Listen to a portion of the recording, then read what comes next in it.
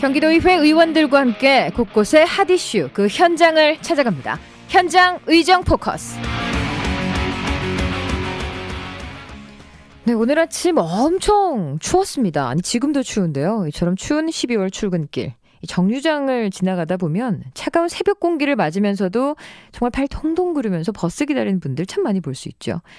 배드타운과 잡타운을 연결하는 광역버스, 그야말로 이들의 발이나 마찬가지라고 볼 수 있는데요. 이렇게 중요한 우리 도민들의 교통수단 광역버스. 그런데 입석금지나 노선 폐지 등의 문제 때문에 요즘 우리의 발을 지키기가 여간 쉬운 일이 아닌 게 됐습니다.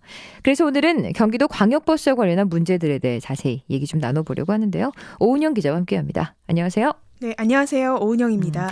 저도 광역버스 자주 타지만 이 광역버스라고 하면 시도를 넘나드는 노선이잖아요. 그래서 사실 해당 시도만 노력한다고 되는 일은 아닌 것 같아요. 네, 맞습니다. 도차원을 넘어서는 협력이 필요한 사안인데요. 지난달 경기도의회는 수도권 상생협력 특별위원회를 구성했습니다. 여기는 교통이나 환경 등 수도권 공동의 문제에 대해서 3개 지자체의 의회가 협력해서 수도권 주민의 불편을 해소하기 위한 겁니다. 정말 지자체가 함께 머리를 맞댈 수 있다면 수도권 교통정책 좀 더 활기를 띨 수 있을 거라고 보는데요. 네, 맞습니다. 교통정책에 있어서는 여러 지자체가 함께 논의해야 되는 경우가 많습니다. 한 예로 올해 광역버스 입석 금지에 대한 대안으로 경기도에서는 광역버스를 증차하려고 했는데요. 그동안 서울시와의 입장 차이가 좀처럼 좁혀지질 않았습니다. 네. 서울시는 교통정체를 이유로 들고 있지만 그건 사실상 표면적인 이유 아니겠느냐 하는 것이 경기도의 생각입니다. 민경선 의원을 통해 그 이야기를 들어봤습니다. 서울시에 버스가 들어가게 되면 교통 정체가 심하다고 하는데 버스가 증차되게 되면 자가용을 이용하는 사람이 버스를 이용하기 때문에 오히려 서울로 진입하는 자가용 수가 줄 수 있습니다. 실제로는 돈의 문제입니다. 여러 가지 지금 준공영지를 하다 보니까 수천억의 재정 적자가 발생하고 있는 서울시 입장에서는 경기버스가 들어가서 손님을 뺏게 되면 그만큼 재정 적자 부분이 더 늘어날 수 있기 때문에 그에 대해서 증차를 거부하는 것이죠. 네, 실제로 광역버스 증차에 대한 서울시의 부동의율은 72%에 달하고 있는데요. 네. 그래서 사실상 10대를 신청하면 많아도 3대 정도만이 증차 허가를 받고 있는 상황입니다. 그동안 이 문제를 해결하기 위한 노력은 없었나요? 네, 그런 수도권의 교통 문제를 해결하기 위해서 수도권 교통본부라는 조직이 만들어지긴 했습니다. 네. 하지만 광역버스 증차와 같이 실질적인 문제를 해결한 실적이 9년간 전무해서 문제가 되었는데요. 민경선 의원은 지난 9월에 있었던 도정질의에서 남경필 지사에게 수도권 교통본부의 방만한 운영 문제를 지적했습니다. 계속해서 민경선 의원의 말 들어보시겠습니다. 오히려 거기에 파견된 18명을 다시 교통국에 배치한다면 업무의 효율과 실질적인 업무 능력의 향상, 그를 통해서 민원 해소를 할 수 있다고 봅니다. 네네, 연수비 문제도 있습니다. 여러 가지 해외 연수를 통해서 선진 견학을 한다고 했는데 갔다 와서 쓰는 보고서 같은 경우도 부실한 경우가 많고, 또 해외 연수 관련해서 실사하는 위원회에서도 부적격 판정된 국가도 무리해서 갔다 오는 잘못된 관행들이 그동안 있었습니다. 네, 교통국이 문제를 해결하기 위해서 서울시를 방문했다가 협의를 거절당하는 일도 번번했습니다. 네. 서울시에서는 수도권 교통본부를 거치라는 핑계로 교통국의 주장을 받아들이지 않았는데요. 정작 그 일을 해야 할 교통본부는 문제에서 손을 떼고 있었던 것이죠. 네. 이 때문에 상생협력특위는 지난주에 서울시의회 교통위원회를 방문해서 수도권 교통본부를 폐지해야 한다는 주장을 밝혔습니다. 당시 서울시의회의 박기열 교통위원장은 수도권 교통본부를 당장 폐지하기는 쉽지 않다면서도 신중히 검토하겠다는 뜻을 밝히기도 했습니다. 그렇군요. 이 교통본부 폐지 잘 검토해서 관련된 수도권 교통 문제들이 좀 하루빨리 해결되길 기대해 보겠습니다. 그리고 올해 입석 금지의 대안으로 나온 것이 증차 외에 2층 버스 도입이었는데 지난주부터 시범 운행을 시작했죠. 네, 이번 주는 김포에서 서울역 노선이 운영 중이고요. 네. 다음 주는 남양주에서 잠실 노선이 시범 운영될 예정인데요. 남경필 도지사는 이 2층 버스 도입에 대해서 높은 기대감을 나타내기도 했습니다. 시민들이 아침마다 서서 가는 불편함과 또 안전의 문제를 갖고 있습니다. 그래서 2층 버스를 도입해서 이 2마리 토끼를 다 잡아보려고 하는데요. 일단 안전 점검 등을 위해서 시범 운행을 오늘 하게 됐습니다. 그쵸. 2층 버스 도입한다는 얘기가 나옴과 동시에 과연 안전할까 하는 우려도 있었는데요.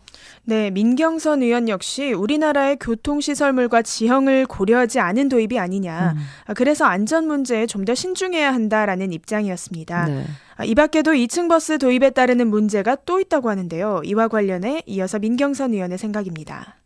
그리고 그 버스 업체는 이 버스 구입에 대해서 유보적인 입장입니다. 왜냐하면 구입비가 크기 때문에. 그렇다면 반드시 이에 대해 재정 지원이 도나 교통부로부터 지원돼야 되는 부분이 있기 때문에 이 운영비와 구입비에 대해서는 어떻게 재정 지원이 될 것인지에 대한 문제가 의회 차원에서의 검증해야 될 문제라고 봅니다. 네. 이 밖에도 뭐 도정 질의에서 도내 버스업체 독과점 문제가 다뤄지기도 했다고 하는데 이 버스업체 독과점으로 도민들이 불편을 겪은 사례가 있죠. 네, 지난 5월에 파주 지역의 최대 버스업체인 신성여객이 M버스를 비롯한 10개 노선을 돌연 중단했습니다. 네. 해당 노선이 수익이 나지 않는 적자 노선이라서 운행이 어렵다는 게 이유였는데요. 하지만 이 때문에 해당 버스를 이용하던 주민들은 출퇴근에 큰 혼란을 겪을 수밖에 없었습니다. 이런 사태가 발생한 이유가 버스의 독과점 때문이라는 것이 민경선 의원의 생각입니다. 계속해서 들어보시죠. 예를 들자면 경기 대원고속 같은 경우는 경기도 전역 중에 뭐 60% 이상을 독점하고 있습니다. 개인 기업의 이득을 우선시하다 보니까 운행 준수율이 기존 업체에 비해서 현저히 떨어지고 또 그 다음에 노후된 차량들로 인해서 안전 문제 등이 거론되고 있습니다. 가장 큰 문제는 만약에 독과점이 경기도 전역에 이루어졌을 경우에 이를 행정력으로 지도나 감독에 부실하게 되고 실제로 요구했을 때 받아들여지는 부분이 적기 때문에 이런 버스의 독과점 문제를 해결하기 위해 도입된 것이 버스 준공영제 아닌가요? 네, 맞습니다. 이 버스 준공영제가 적자로 폐지된 노선 때문에 시민들이 불편을 겪지 않도록 지자체가 버스 회사에 재정적인 지원을 해주는 제도입니다. 네. 현재 서울시에서는 시행 중인데요. 경기도에서도 이 버스 준공영제를 도입하려는 움직임을 보이고 있습니다. 지난 9월 경기도의회 도정질의에서 남경필 도지사의 말입니다. 버스 준공영제가 실시될 수 있도록 목표를 하고 특히 서울로 출퇴근하시는 많은 도민들, 이 도민들께서 불편하지 않고 안전하게 가실 수 있도록 이렇게 도와드리는 것, 그 정책을 펴는 것이 가장 필요하다고 생각을 합니다. 다만 이게 이제 당장 예산을 투입하기보다는 전체적인 그 밑그림과 합의와 이런 것들이 완성되면서 추진해야 될 것 같습니다. 그래서 지금 경기도 버스 체제 개편, 말씀하신 준공영제를 포함해서 추진 방안에 대해서 지금 그 연구용을 줬습니다. 네, 하지만 앞서서 버스 준공영제를 실시한 지자체들의 경우 노선 불균형 문제는 어느 정도 해결을 했지만 네. 사실 결과적으로는 막대한 재정 부담을 안게 됐고요.